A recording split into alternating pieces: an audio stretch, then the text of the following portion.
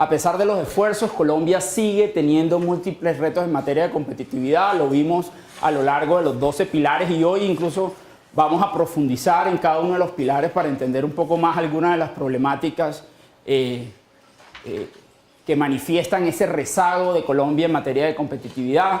Para avanzar en competitividad habrá que profundizar los esfuerzos que el país viene haciendo tanto en materia horizontal como en materia vertical, y obviamente esta agenda en un escenario de posconflicto se hará aún más relevante porque, como decíamos ayer, al final del día, una agenda de competitividad es una agenda de desarrollo económico y en ese sentido no tiene color político y por lo tanto necesitamos tener un crecimiento sólido en ese escenario de posconflicto precisamente para atender todas las demandas sociales, económicas que se presentarán luego de, digamos, de la finiquitación de los acuerdos.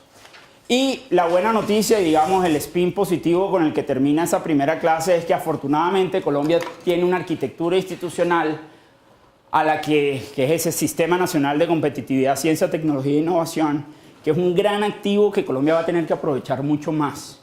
Le va a tener que sacar mayor jugo precisamente para sacar adelante estas agendas de competitividad. Con eso entonces sí, ya adentrémonos hoy, y esto es una presentación un poquito larga, algunos de los elementos posiblemente me los salte por cuestiones de tiempo, igual ustedes quedarán con la presentación y si tienen algunas inquietudes sobre temas específicos podemos adentrarnos en cada uno, pero yo sí quería ya hoy, ayer veíamos, digamos, la posición de Colombia en los diferentes pilares del WEF, pero no entrábamos, digamos, en el detalle de las causas detrás de esos rezagos en materia de competitividad del país en esos pilares. Y hoy sí quería, y retomando, digamos, la diapositiva también de ayer, donde mostrábamos que los mayores rezagos de competitividad del país, de acuerdo a este índice global de competitividad del Foro Económico Mundial, está en los sospechosos de siempre. Los temas de institucionalidad, los temas de infraestructura, los temas de educación, los temas del funcionamiento del mercado de bienes. Ahora sí, adentrarnos uno por uno en los pilares y entender un poquito más algunas de las problemáticas que explican el rezago del país en cada uno de estos frentes. Y comencemos entonces por el pilar 1, el institucional. Acordémonos que es el pilar donde peor le va a Colombia en materia de competitividad, de acuerdo a este indicador. Y ahí querría analizar básicamente dos componentes. Acordémonos que ayer aparecían como algunas de las variables que más golpeaba al país en esta materia, los temas de crimen organizado, de violencia, que a pesar de la mejora en ese frente que ha tenido el país, siguen afectándonos, digamos, en estos indicadores de competitividad. Pero en particular me quería detener en dos aquí en el tema de instituciones. Por un lado, el tema de justicia, que también se los había mencionado ayer, y el tema de corrupción. En materia de justicia, aquí vemos, yo quería plantear como dos elementos detrás del diagnóstico, y aquí vale la pena incluso hacer un paréntesis y decirles que para mayor información, el reporte, el Informe Nacional de Competitividad que prepara el Consejo Privado de Competitividad es un buen referente precisamente para tener un brochazo y entender un poco los problemas de Colombia en materia de competitividad. Muchos de estos análisis que les voy a presentar en el día de hoy son precisamente del informe del Consejo Privado de Competitividad. Entonces, en materia de justicia, de los problemas, digamos, que golpea al país en este frente son el funcionamiento, la eficiencia, la falta de eficiencia del funcionamiento del aparato judicial en Colombia. Y de alguna manera esa falta de eficiencia se recoge, lo recoge muy bien el indicador Doing Business del Banco Mundial cuando mide los costos y tiempos de resolver disputas en Colombia. Y en particular aquí traje, en primer lugar, en la gráfica de número de días para hacer cumplir un contrato en Colombia, de acuerdo a ese Doing Business. y tenemos un grupo de países, digamos, de referencia que utilizábamos en el Consejo Privado de Competitividad para un poco comparar Colombia frente a una muestra, digamos, interesante de países o relevantes de países. Y vemos cómo Colombia, el número de días son 1.300 días, donde uno ve incluso una gran diferencia con relación al siguiente en términos de número de días, que es Brasil, mostrando precisamente la gran ineficiencia del sistema judicial colombiano. Cuando uno, incluso aquí no lo incluí, pero cuando uno ve el tema también de costos de resolver o de hacer cumplir un contrato en Colombia, también es bastante alto con relación a otros países. Otro frente que quise traer del tema de justicia, que esto nos pareció un análisis interesante que hicimos en el Consejo, un poco cuestionando la calidad del capital humano que hay en la justicia. Parte de los problemas de eficiencia del aparato judicial se puede explicar porque pudiera llegar a haber problemas en la calidad del capital humano de los jueces e incluso llega hasta las altas esferas de la Corte. Y esto es de alguna manera un análisis que buscó ver cuál era el porcentaje de magistrados de nuestras altas cortes, Corte Suprema, Corte Constitucional, Consejo de Estado, que provenían de universidades acreditadas. Ustedes saben que en Colombia hay unas universidades que tienen acreditación de alta calidad y la gran mayoría de instituciones de educación superior no tienen acreditación de alta calidad. Solo como referencia, los Andes obviamente es una universidad acreditada en alta calidad. Y cuando uno ve por Corte Constitucional, y lástima que de pronto los números ahí no se ven muy bien, pero el 67% de los magistrados de la Corte Constitucional no vienen de universidades acreditadas en alta calidad. Y de alguna manera ese patrón se repite. Ahora puedo estar confundiendo los colores. Se repite en otras cortes, es decir, un alto porcentaje de nuestros magistrados provienen de universidades que no tienen acreditación de alta calidad. Eso obviamente uno no puede aquí decir que entonces estos magistrados no son buenos, pero sí de alguna manera da luces de que puede haber un problema en la calidad de capital humano en la justicia en el país. Pasando a otro frente, bajo el pilar de instituciones, está el tema de corrupción, y donde en esta ocasión traje, digamos, la posición de Colombia en un índice que calcula Transparencia Internacional, que es esta ONG, digamos, reconocida en estos temas de corrupción, donde de nuevo Colombia, frente a ese mismo grupo de países representativos, aparece bastante rezagada, con un puntaje, digamos, bastante bajo en materia de corrupción, solo ganándole a México en materia de percepción de la corrupción. Y aquí un poco el mensaje para pasar a la segunda gráfica es que el tema de corrupción uno generalmente lo tiende a asociar con un problema de sector público. Y lo cierto es que cuando uno ya se mete más de lleno a analizar estos temas de corrupción, se da cuenta que el problema de corrupción también está en el sector privado y posiblemente en los múltiples sectores de la sociedad.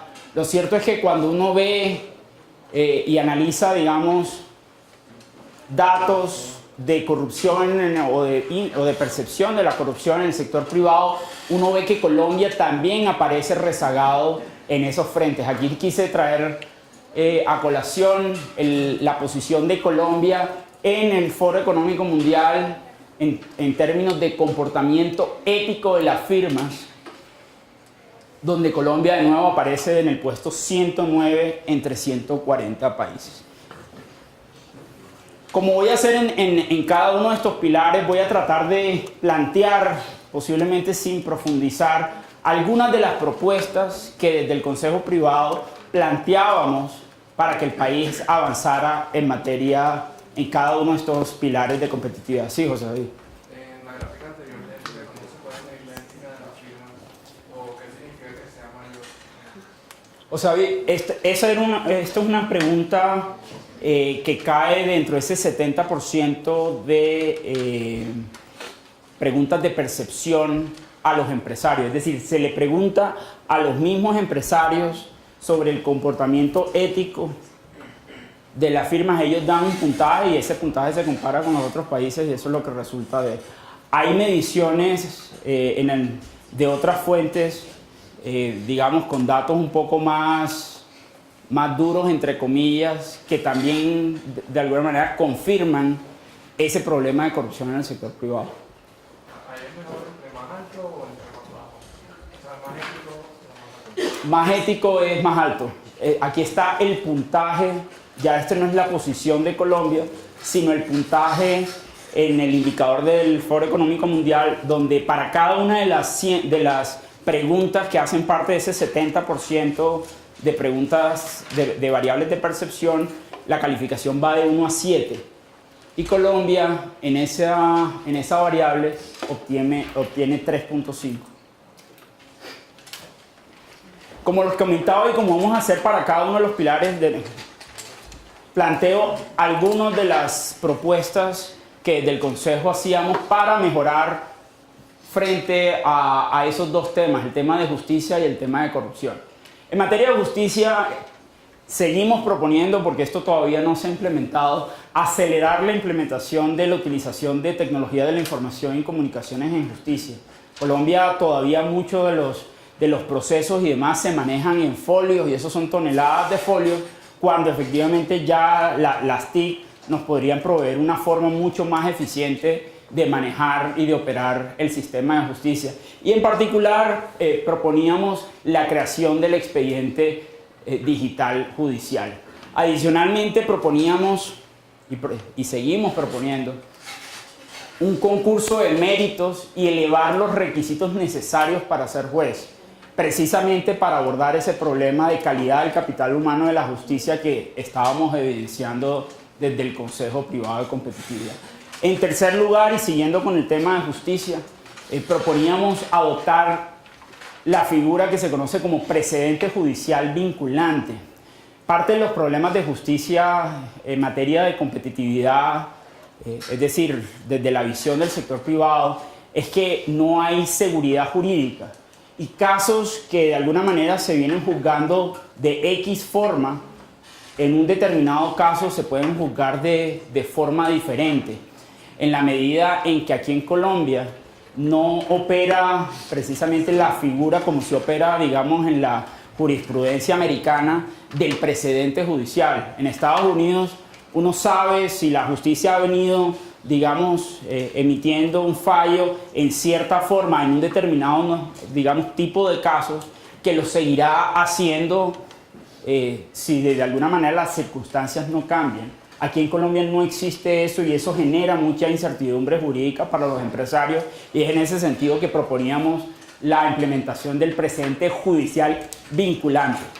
Y por último, para abordar, digamos, los temas de corrupción, y de nuevo, estos son solo algunas de las N propuestas que planteamos desde el Consejo Privado en ese Informe Nacional de Competitividad, planteamos estandarizar los mecanismos de contratación. Y ahí planteo, digamos, dos formas de entender esa estandarización de la contratación del Estado. Por un lado, y lo viene incluso moviendo el vicepresidente Vargas Lleras, el país se debe mover, por ejemplo, en materia de infraestructura a tener pliegos tipo. ¿Qué pasa? Y lo vamos a ver, bueno, creo que no vamos a abordar en el tema de infraestructura, pero buena parte de los contratos y de las concesiones en Colombia se las ganan únicos proponentes. Y precisamente porque los pliegos se terminan ajustando a las características y necesidades de proponentes únicos en las diferentes regiones. Lo que ha insistido el vicepresidente Vargas Lleras y también la Cámara Colombiana de la Infraestructura es que haya un pliego tipo único que permita precisamente una mayor cantidad de oferentes y de proponentes al momento de licitar y concesionar con el Estado. Otro mecanismo de estandarización de la contratación es precisamente lo que viene realizando esta agencia llamada Colombia Compra Eficiente, y es armar estos acuerdos marcos de compra que permiten que, por ejemplo, la gasolina que compren todas las entidades públicas, no solo del nivel nacional, sino del nivel territorial, correspondan y respondan a ese acuerdo marco de precios que permite precisamente unos precios mucho más competitivos y, digamos, unos ahorros para el Estado, a diferencia de si no existen estos acuerdos marcos de contratación para la contratación.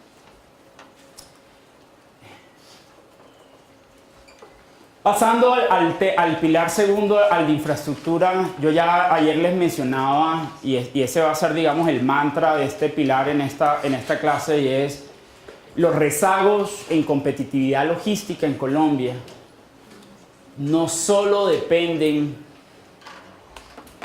de los rezagos en infraestructura.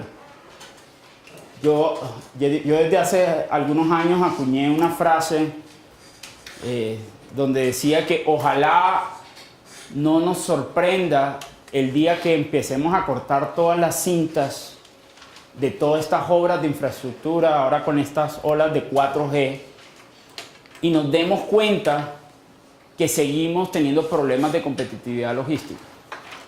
¿Por qué? Porque es que el tema de competitividad logística va más allá del tema de puentes, carreteras, túneles, e incluye precisamente la competitividad del mismo sector de transporte de carga en Colombia. Ayer mencionaba precisamente el tema del paro. Y lo miramos, y eso de alguna manera se refleja en algunos de los indicadores ya adicionales al del Foro Económico Mundial en materia de logística. Por ejemplo, el Banco Mundial calcula un índice de desempeño logístico que para 2014 fue la última medición, y Colombia aparece en el puesto 97, si no estoy mal, en alrededor también de entre 140 y 160 países. Y cuando ya uno entra y hace un zoom in a qué compone ese índice de desempeño logístico, encuentra que hay elementos adicionales al tema de infraestructura que limitan la competitividad logística del país. Creo que no tenemos tampoco un apuntador, Sebastián, pero bueno, ahí precisamente si nos detenemos en el tercer elemento de abajo hacia arriba, facilidad para contratar envíos a precios competitivos. Precisamente eso denota el problema de competitividad del mismo sector transporte, más allá del tema de la infraestructura. Miren que el tema de la infraestructura es solo uno de los elementos que mide este índice de desempeño logístico del Banco Mundial. Capacidad de seguimiento y localización de mercancías. Eso implica, por ejemplo, la adopción de tecnología de la información y las comunicaciones en este sector. Y el país en ese subpilar de este índice aparece en el puesto 108 entre los países que analiza este índice. Otra forma de ver estos problemas de ineficiencias en el tema de logística es precisamente con el indicador del Doing Business, que calcula los costos de exportar una mercancía en dólares por contenedor. De nuevo, Colombia aparece teniendo unos costos muy superiores a otros países de referencia. Ahí precisamente se discrimina del total de ese costo de exportar qué corresponde al transporte al interior, qué corresponde al manejo en puertos, qué corresponde a la preparación de documentos, y lo cierto es que de nuevo aparece una cantidad de elementos soft en materia, digamos, de desempeño logístico, y cuando hablo de soft es que no involucran cemento y carreteras y túneles, donde Colombia podría incluso tener victorias tempranas si trabaja en esa agenda de competitividad logística.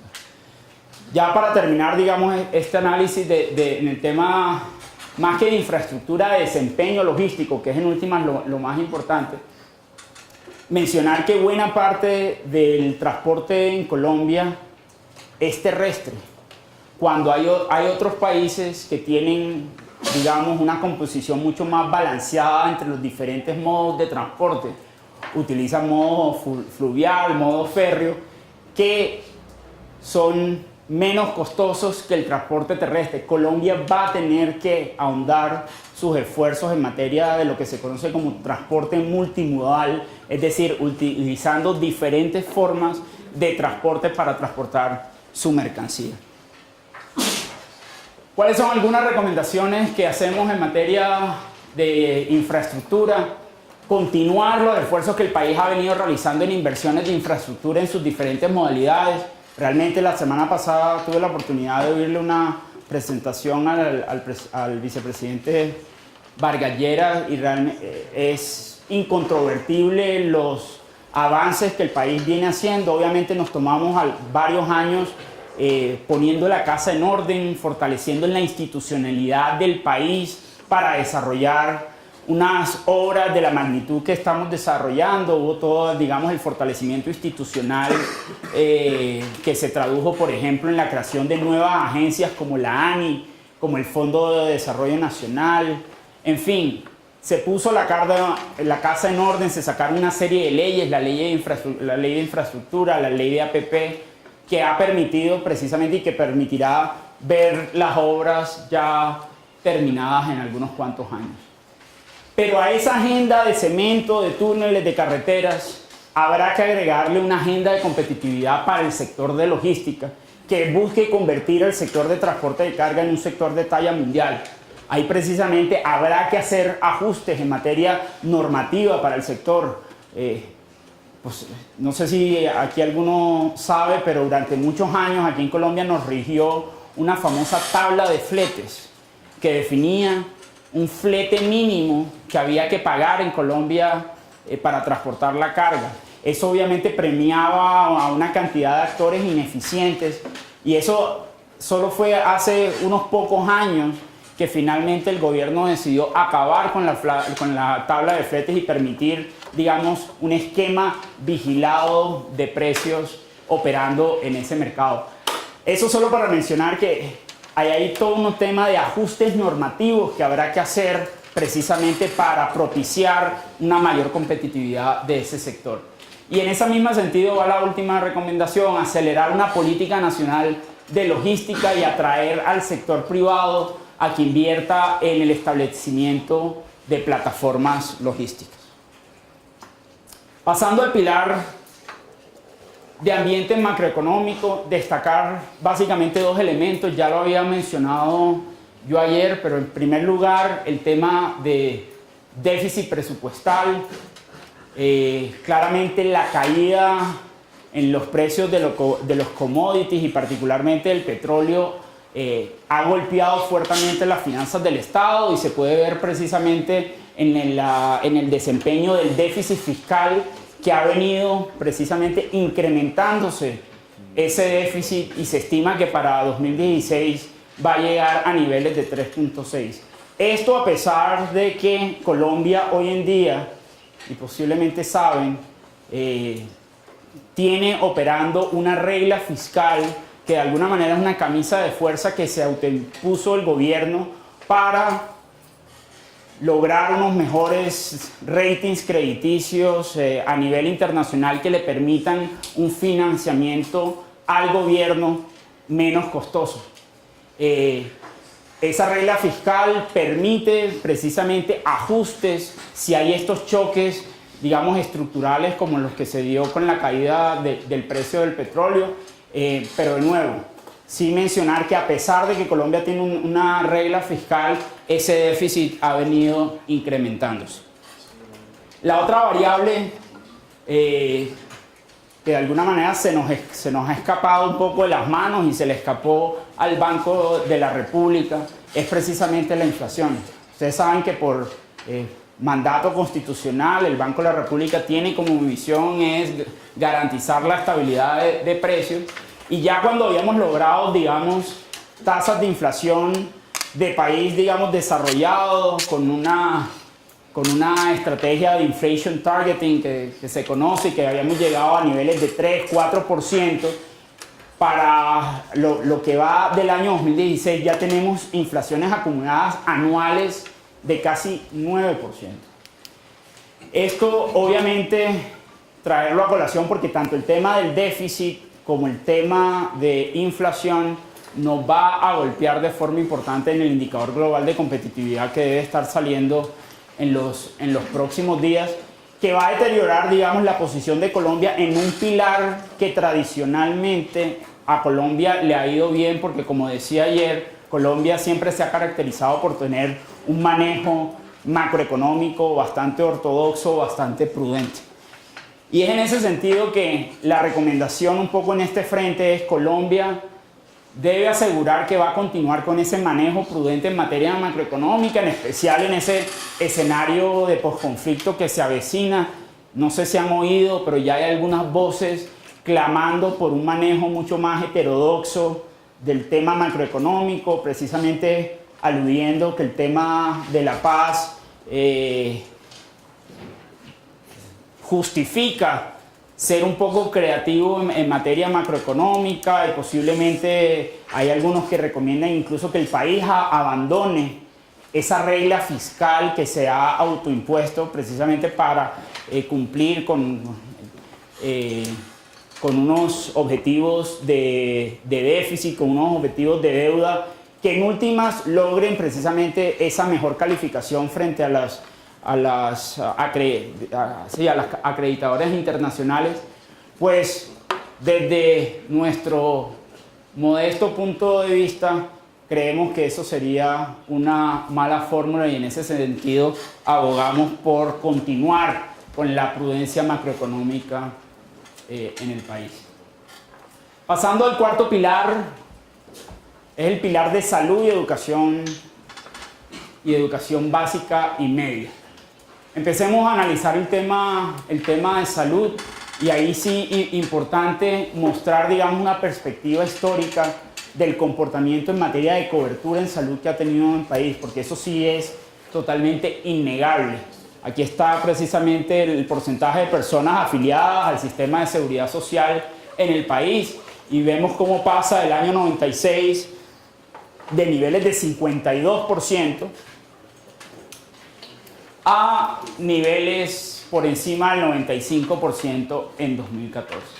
Ahora bien, si bien ha habido esa mejora en materia de cobertura de seguridad social, siguen persistiendo problemas en materia de calidad de ese sistema de salud, que de alguna manera se recoge con una variable que es una de las variables, digamos, clásicas cuando uno analiza el tema de salud, y es el tema de expectativa de vida, donde Colombia, estos son precisamente los años de expectativa de vida al nacer.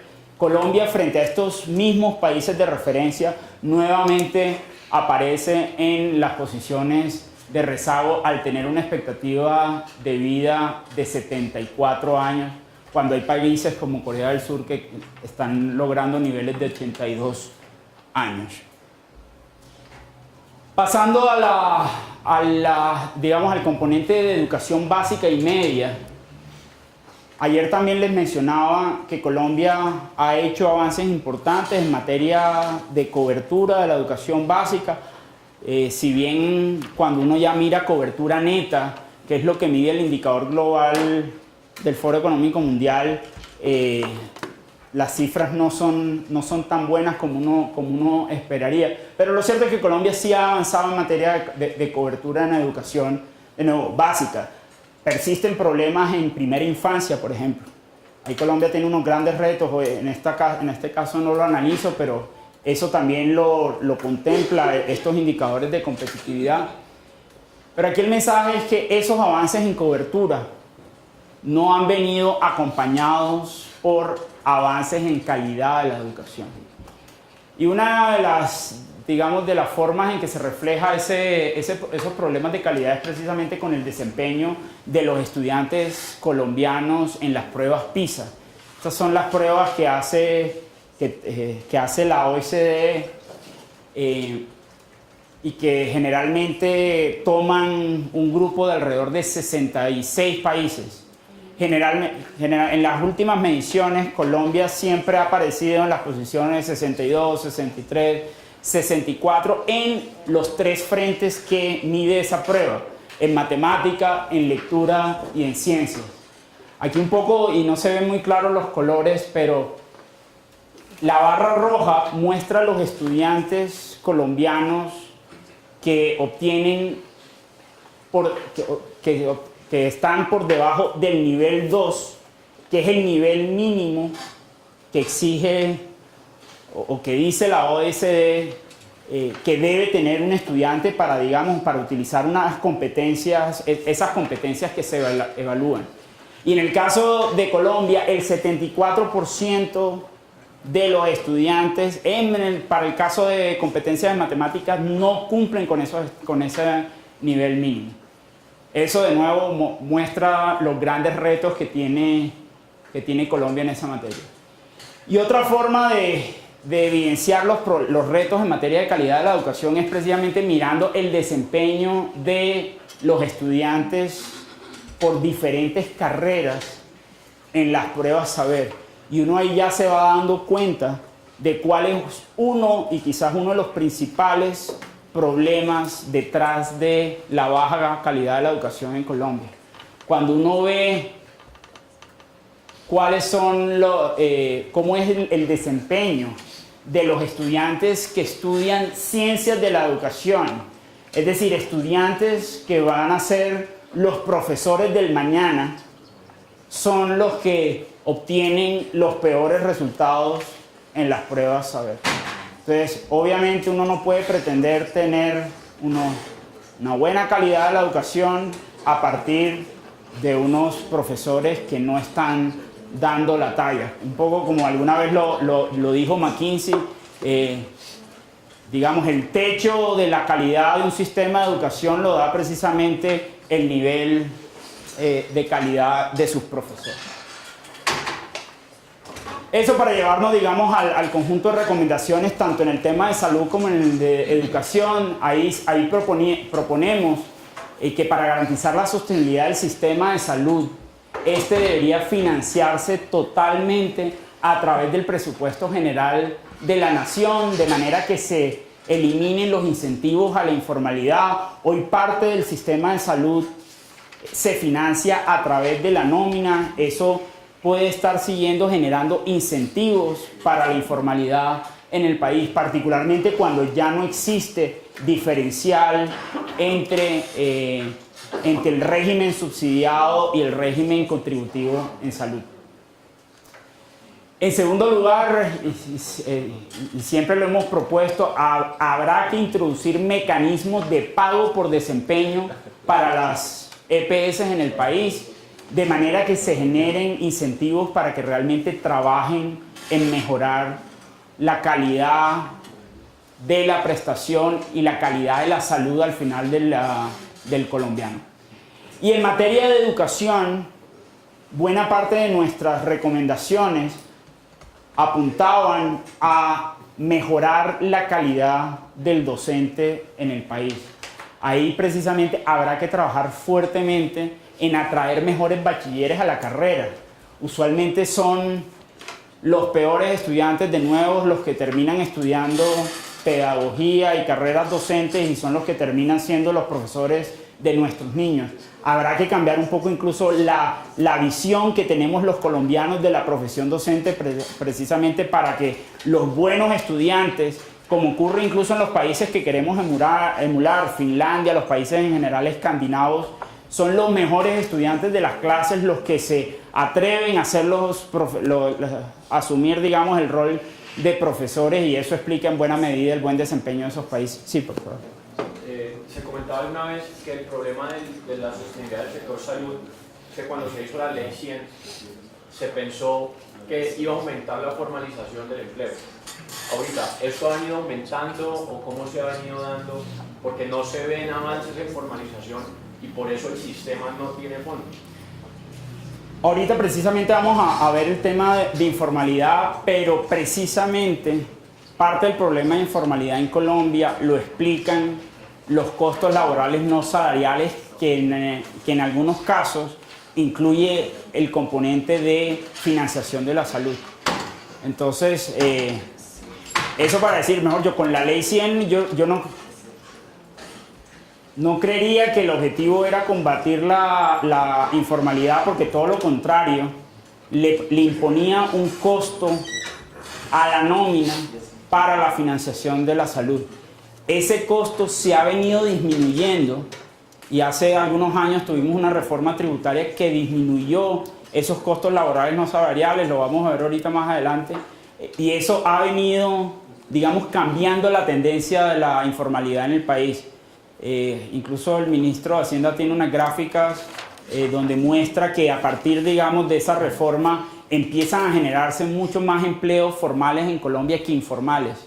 Eso ya muestra precisamente la conexión que hay entre esos costos laborales no salariales, donde se incluye el componente de salud y la informalidad. Pero lo vamos a ver ahorita más tarde.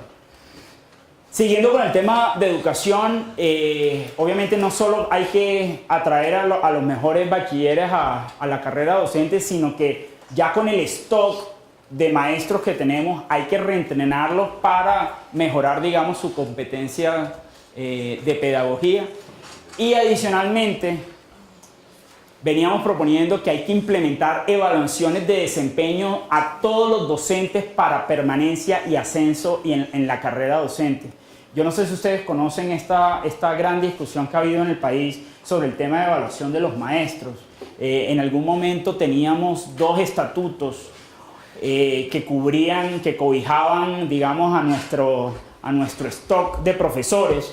Un viejo estatuto donde, de nuevo, estaba la mayoría de los profesores que no estaban sujetos a una evaluación para el ascenso y la retribución, digamos, salarial, y un nuevo estatuto que sí ya incluía elementos de evaluación para ese ascenso y permanencia.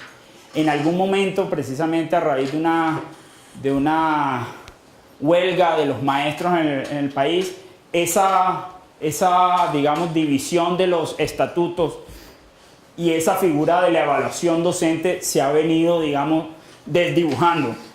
Aquí hay que volver a exigir que haya evaluación docente precisamente para generar los incentivos a que sean los mejores quienes reciban esos ascensos y que no sea, digamos, por presión política que los profesores obtengan esos ascensos y esa permanencia. Pasando a los temas de educación superior y formación, aquí el gran problema... Sí, adelante. Solo una pequeña duda es, digamos, ¿por qué ese indicador siempre está junto? O sea, ¿por qué está siempre junto al tema de la salud con la educación? Eso es por la construcción de los pilares del Foro Económico Mundial. Pero incluso lo vamos a ver cuando veamos en la próxima clase el indicador que construimos en el Consejo Privado de Competitividad para el índice departamental de competitividad. Nosotros manejamos pilares separados, pero es un tema de construcción, no porque necesariamente hay una relación entre esos dos temas. En materia de educación superior, aquí, si bien hay unos problemas de cobertura importantes y Colombia sigue teniendo cobertura en materia de educación superior del nivel del 50%, es decir, que hay buena parte de nuestros bachilleres que no entran a la formación terciaria. Realmente uno de los problemas en que más nos hemos enfocado, porque es una de las mayores limitantes a la competitividad del país, es la pertinencia de esa formación. Hoy uno podría decir que el sistema de formación en Colombia, y vale la pena incluso decir aquí que no es solo para el caso de Colombia, no está formando el capital humano que están necesitando nuestras empresas.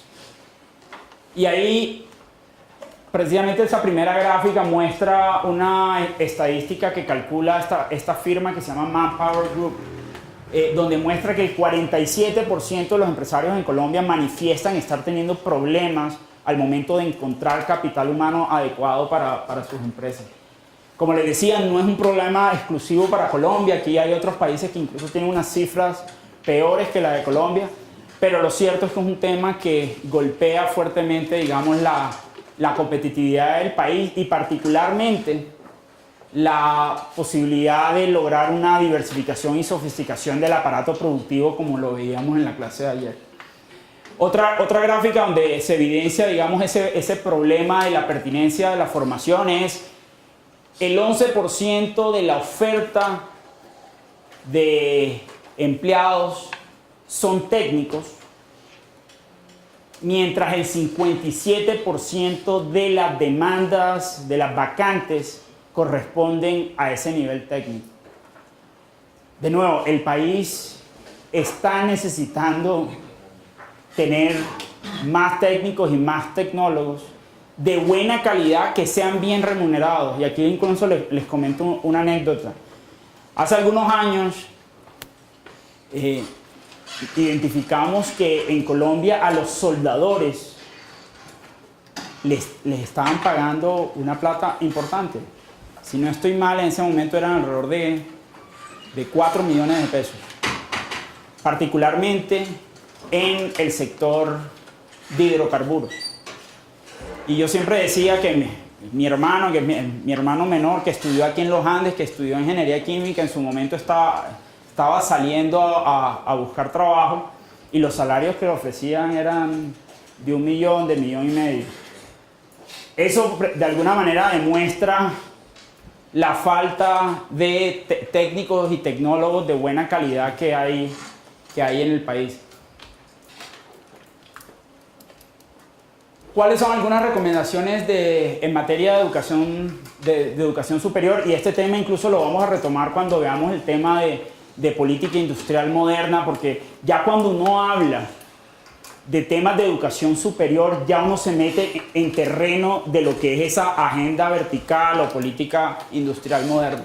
Pero aquí importante decir que habrá que profundizar los trabajos que se hagan en materia de identificación y cierre de brechas de capital humano para las apuestas productivas que el país está trabajando en el marco de esa agenda vertical. Este tema de brechas de capital humano es transversal para todos los sectores. Sin embargo, desafortunadamente no hay una varita mágica para resolver ese problema para todos los sectores. Entonces, en ese sentido, tenemos que ver por dónde comenzamos. Y la señal de priorización, precisamente, debe ser esas apuestas que está trabajando el país, ya sea a nivel nacional o a nivel de las regiones, a través de toda esta agenda de clústeres y de apuestas productivas que veremos más adelante. En segunda medida, el país tiene que avanzar hacia lo que se conoce como la construcción de un marco nacional de cualificaciones. Eso es una pieza, digamos, fundamental dentro del Sistema Nacional de Educación Terciaria. Un poco para darles una idea muy rápida de qué significa un marco nacional de cualificaciones.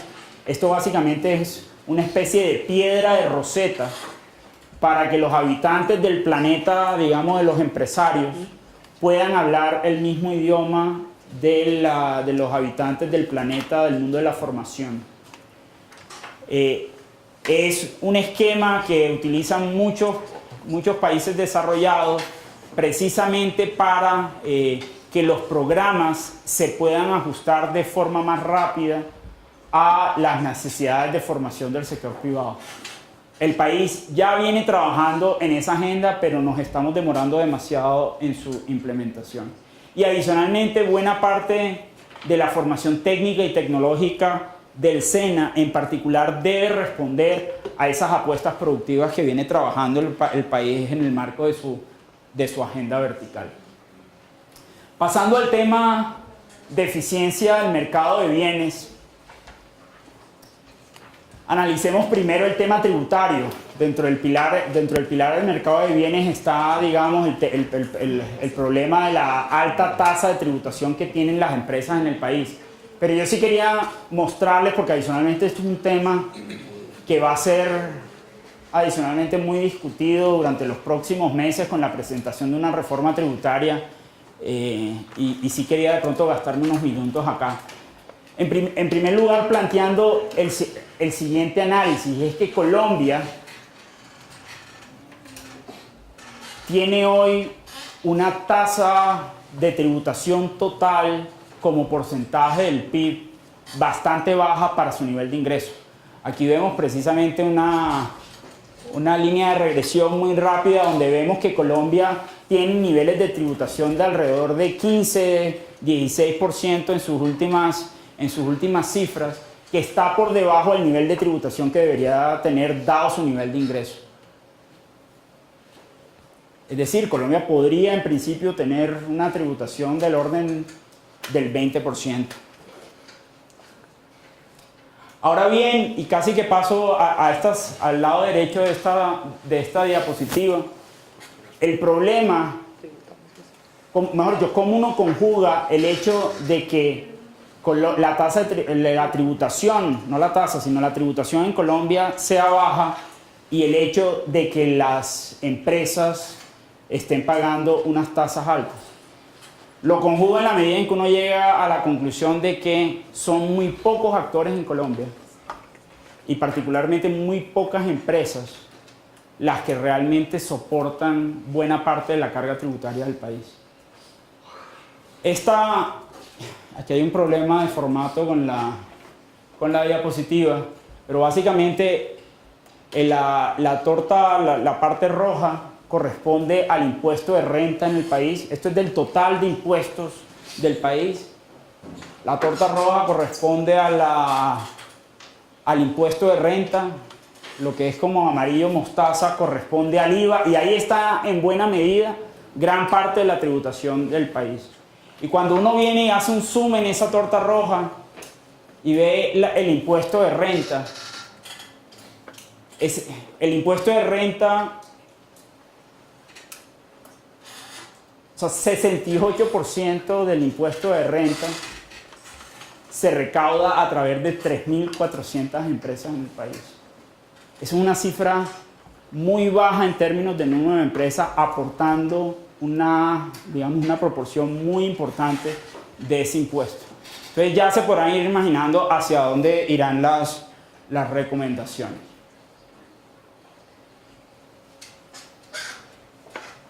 Nuevamente, digamos, y confirmando las altas tasas de tributación, mostramos cuál es la tasa total de impuestos como porcentaje de las utilidades. Esto es precisamente la cifra que sale en el Doing Business y que también utiliza el Foro Económico Mundial para determinar la posición de Colombia en este pilar, donde Colombia tiene unos niveles de tributación. Esto no es solo renta, sino una suma de una cantidad de impuestos de 75% como porcentaje de las utilidades. Y ya cuando uno se concentra en renta, también Colombia aparece con una de las tasas de renta más altas entre un grupo de países representativos. Hoy en día, ustedes saben que no solo... Sí, qué pena. Una pregunta. Argentina, ¿por qué tiene más del 100% en tasa total de impuestos como porcentaje de utilidades? Sabes que eso es una buena pregunta, pero en materia tributaria, y no te tendría una respuesta concreta en este momento, pero nosotros que estuvimos analizando desde el Consejo Privado unas tasas de tributación efectiva en algunos sectores en Colombia, también aparecen tasas de tributación por encima del 100%, lo cual no tiene ningún sentido económico, porque si realmente uno le están quitando toda la utilidad, no existirían incentivos para tener, digamos, un ejercicio de actividad privada. Pero déjame y averiguo porque ya, digamos, una respuesta concreta con relación al caso de Argentina no la tengo en este momento. Pero claramente, mejor dicho, eso es el total desincentivo a la actividad privada formal.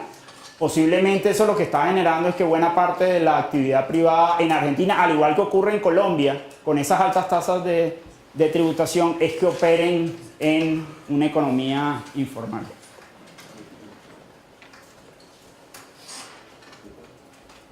Otra dimensión de este pilar de eficiencia del mercado de bienes, como les decía ayer, era el tema de la política comercial.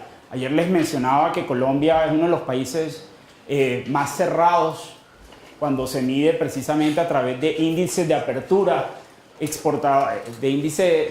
exportadora, cuando uno mide tanto exportaciones sobre PIB como exportaciones más importaciones sobre PIB. Colombia aparece de nuevo como el Tíbet de Latinoamérica, y ahí precisamente de nuevo Colombia aparece rezagado en ese índice de apertura exportadora. No solo Colombia es un país cerrado en términos de comercio internacional, sino adicionalmente tiene una canasta exportadora poco diversificada, y lo mostrábamos ayer precisamente con la metáfora de los micos y los árboles del profesor Ricardo Hausmann, cómo Colombia se le habían apagado una serie de bombillitos, y cada vez nos enfocamos en un grupo mucho más pequeño de productos. Lo cierto es que aquí hicimos un análisis sobre la participación de los 5 primeros productos de la canasta exportadora de varios países, precisamente para tener un orden de magnitud del nivel de concentración de esa canasta exportadora. Y Colombia está muy por encima de estos países de referencia al concentrar en sus 5 primeros productos de exportación, que si no estoy mal, ahí está petróleo, carbón, flores, oro, y no sé cuál es el otro, casi el 70% del total de sus exportaciones. Uno lo que le gustaría es tener, obviamente, una canasta exportadora mucho más diversificada, donde esos 5 primeros productos no tuvieran el peso tan grande que tienen en la canasta total. En ese sentido, algunas recomendaciones en el pilar del mercado de bienes. En primer lugar, y con relación al impuesto de renta, se viene proponiendo, y eso hace parte de las recomendaciones de la Comisión de Expertos Tributarios, que presentó una propuesta de proyecto de reforma tributaria estructural al gobierno, el unificar el impuesto de renta y el CRE. Hoy en Colombia, yo no sé si saben, pero no solo hay un impuesto de renta del 33%, sino adicionalmente hay una sobretasa a ese impuesto de renta, y se creó otra figura que es el CRE, que también aplica a la misma base de renta y que lleva a que la tasa de renta efectiva en Colombia sea bastante alta. Lo que se viene proponiendo es precisamente eliminar esa doble figura de un impuesto de renta y ese CRE, y armar un impuesto de renta limpio con una tasa competitiva en materia impositiva de alrededor del 33%. Sí. Aquí en el tema impositivo, más que todo tú que trabajas en la Cámara de Comercio, ¿cómo crees que estamos en términos de facilidad para crear empresas? Porque yo veo en muchas ocasiones que como tal el papeleo y toda la logística que requiere formalizar una empresa en Colombia es un tema muy complejo y que muchas veces hace que mucha gente se abstenga de formalizarse. Ese es un tema que de nuevo, como lo mencionaba ayer, ¿cómo es tu nombre? Pedro. Es un tema que, como lo mencionaba ayer, lo recoge bastante bien el indicador del Doing Business del Banco Mundial, que mide precisamente la facilidad de hacer negocios en el país, que mide precisamente ese tipo de trámites, mide también qué tan fácil es conseguir permisos de construcción, mide también qué tan fácil es adquirir una conexión eléctrica precisamente para el negocio. Y lo cierto, Pedro, es que en esos frentes, y particularmente en los que mencionas, el papeleo, el número de días, el costo de establecer un nuevo negocio en el país, ha bajado sustancialmente. Y precisamente explica esa mejora que veíamos ayer del indicador del Doing Business del Banco Mundial. Lo que nos sigue pegando en ese tema de facilidad de hacer negocios son precisamente temas como el tema impositivo. Precisamente como mostrábamos acá.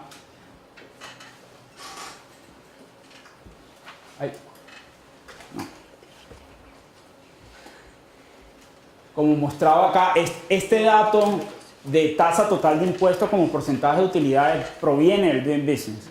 Y el otro elemento que nos golpea fuertemente en hacer negocios es el tema de justicia, costos y tiempo de la justicia que veíamos hace un rato. Pero en términos, digamos, de lo que menciona, que sea, digamos, dispendioso, en eso hemos mejorado sustancialmente. Y en ese tema, precisamente, y aquí no, digamos, por no poniéndome la camiseta de las cámaras de comercio, sino que ha sido así, las cámaras han jugado un rol importante porque sí han logrado una mayor agilidad y una mayor simplicidad para la creación de empresas en el país. Pero bueno, siguiendo con algunas recomendaciones en materia del mercado de bienes y particularmente del tema de impuestos, también habrá que ampliar la base del impuesto de renta, tanto de renta de empresas como de renta de personas, para que un mayor número de personas, tanto jurídicas como naturales, paguen impuestos.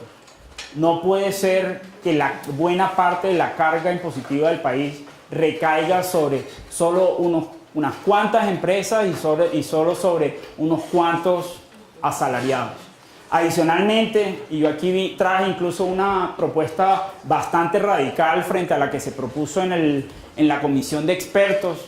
En mi parecer, la tarifa del IVA del 16% se debería aplicar a toda la canasta de bienes. Aquí en Colombia hay unas grandes distorsiones en el impuesto del IVA, donde precisamente con la justificación de que la canasta familiar no debería ser gravada, lo que realmente es un argumento que al final del día no es para nada progresivo como se pretende, lleva a distorsiones como la siguiente. Yo no sé si ustedes saben, pero en Colombia los camarones y los langostinos, que solo los comen las clases altas en el país, no tienen IVA.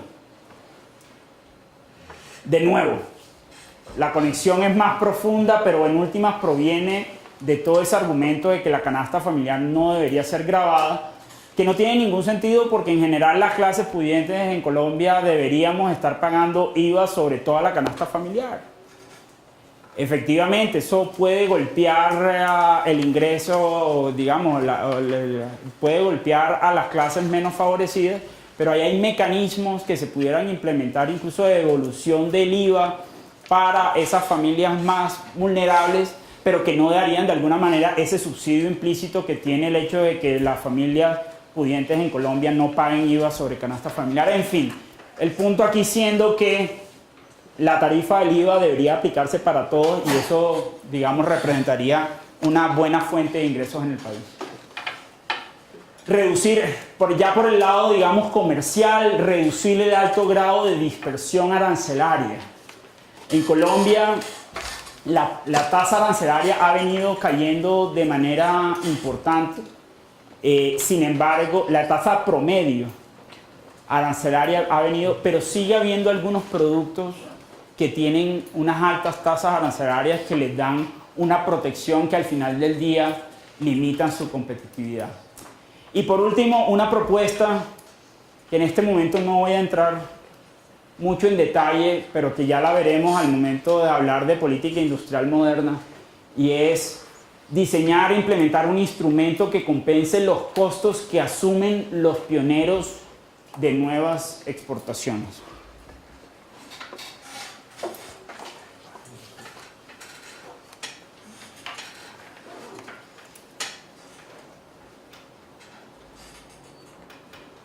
Bueno, creo que en la próxima clase vamos a tener que continuar con algunas cosas porque se nos ha ido el tiempo y no quiero correr en alguno de estos pilares. Pasemos al mercado, al pilar de eficiencia en el mercado de trabajo y analicemos, digamos, el tema del mercado laboral y formalización que ya mencionábamos hace un rato. Y de nuevo, Colombia muestra todavía unas tasas de informalidad bastante importantes. Esas tasas de informalidad en Colombia están entre el 50 y el 60%, dependiendo de cómo uno mida esa informalidad. Y lo cierto es que Colombia no va a poder mejorar su productividad y su competitividad con una economía informal tan grande, representando una parte tan representativa del total del aparato productivo. ¿Por qué? Porque precisamente hay una gran diferencia entre la productividad que existe en ese sector informal y la productividad que existe en el sector formal. Es decir, la productividad en el sector informal es muy baja y de alguna manera jala hacia abajo la productividad promedio del país. Esa productividad que ayer veíamos que no despegaba precisamente por estas altas tasas de informalidad. Aquí vemos previamente en el segundo gráfico esa relación entre informalidad y la productividad laboral.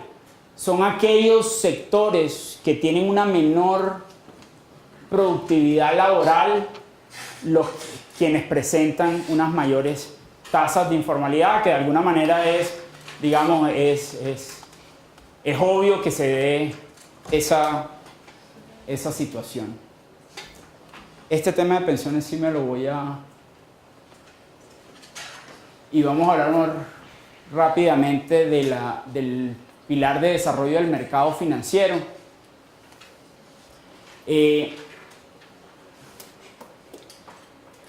En materia del mercado financiero, Colombia ha venido avanzando en su profundización financiera, sin embargo, sigue habiendo cuellos de botella que limitan el desarrollo del sector. Colombia ha venido avanzando mucho en temas como inclusión financiera.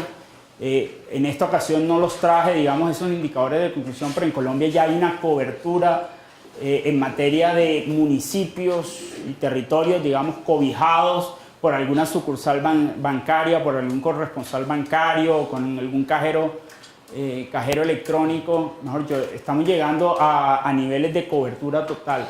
Sin embargo, ahí sigue habiendo problemas en materia de apropiación de esos servicios financieros. Es decir, buena parte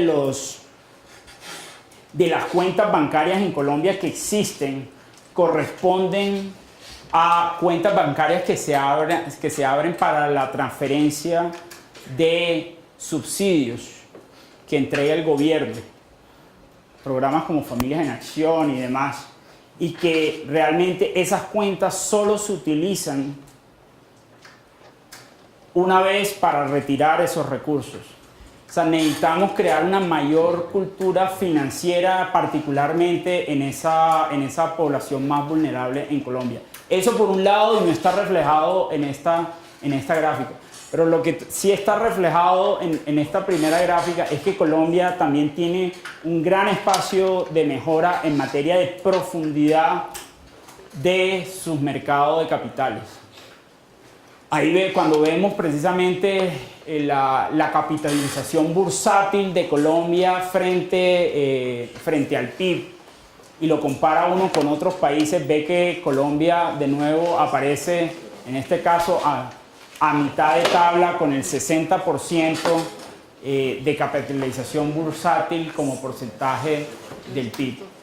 Y adicionalmente, con un tema un poco diferente en materia financiera, pero que tiene que ver con este tema de competitividad, y es la capacidad de financiar el emprendimiento en el país. Colombia también tiene mucho espacio de mejora. Hay que fortalecer, digamos, toda esa industria de financiamiento en etapa temprana, particularmente, de nuevo, si queremos lograr esos mayores niveles de diversificación y sofisticación del aparato productivo. Solo ya para acabar con este pilar y retomamos con los últimos pilares en la próxima presentación, mencionar que algunas recomendaciones en este sentido es que Colombia debe trabajar en una política de profundización del mercado de capitales, precisamente para tener un mercado de capitales más profundo que realmente logre apalancar la capacidad empresarial y los nuevos emprendimientos en el país. Y por otro lado, planteamos una recomendación precisamente para fomentar esa industria de financiamiento en etapa temprana, apuntándole a que debería haber un esquema de incentivos económicos, puede ser con recursos públicos, que reciban entidades como incubadoras o como aceleradoras, de manera que esos incentivos premien la calidad de los emprendimientos que se incuben y no solamente el número de empresas atendidas. Este es un tema que de nuevo voy a retomar cuando hablemos de política industrial moderna, pero uno de los instrumentos precisamente para incrementar la diversificación de un aparato productivo es a través de este tipo de mecanismos de entidades que se dediquen a la aceleración e incubación, y ahí hay, digamos, formas desde la política pública que se pueden mejorar el esquema de incentivos. Yo lo dejaría ahí y retomamos los últimos dos pilares en la próxima clase para no correr. Muchísimas gracias.